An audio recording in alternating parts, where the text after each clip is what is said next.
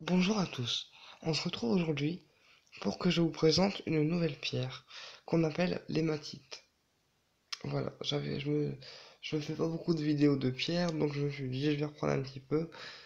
Et j'avais laissé un peu les pierres de côté, donc je me suis dit je vais reprendre un petit peu. Ça ne fera pas de mal et ça informera les gens des propriétés des pierres. Voilà, parce que je suis un amoureux des pierres, et oui, c'est comme ça.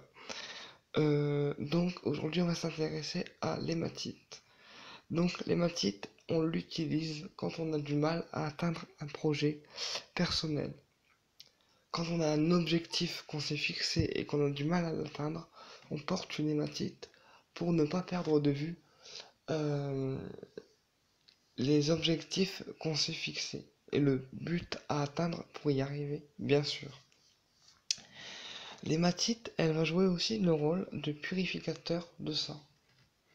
Donc c'est-à-dire que pour toutes les personnes qui souffrent de maladies de sang, telles que la leucémie, le sida ou je ne sais pas trop quoi. Je m'y connais pas trop en maladies de sang, mais pour toutes les personnes qui souffrent de maladies de sang, l'hématite va en fait jouer le rôle de purificateur de sang et va en fait purifier votre sang pour le rendre un peu plus sain, je dirais, et faire en sorte aussi pour les gens qui souffrent de maladies de sang que la maladie soit un peu plus supportable pour eux. Voilà, l'hématite elle va faire en sorte que la maladie soit beaucoup plus supportable pour eux, d'accord? Alors l'hématite c'est aussi une pierre de confiance en soi, d'accord? C'est une pierre qui renforce la confiance en soi, donc très bon à porter aussi quand on a un manque de confiance en soi et qu'on souhaite retrouver ça. Parce que c'est une pierre qui redonne quand même confiance. Voilà. Alors, je voulais vous dire un autre truc aussi que j'ai appris il y a pas si longtemps que ça en fait quand je suis allé à la boutique à Cambrai. C'est que les pierres, euh, en fait, n'ont pas besoin d'être rechargées à la pleine lune. Pourquoi? Je vais vous expliquer. Parce qu'en fait, la pleine lune, on m'a expliqué que c'était une foutaise, que c'était une croyance que les gens se faisaient, comme quoi que les rayons de la lune rechargeaient les pierres. Et bien en fait, vous savez quoi? Eh bien non, puisqu'on m'a certifié que ça ne servait à rien et que c'était une simple croyance des gens et que ça n'agissait pas sur les pierres, que ça ne les rechargeait pas.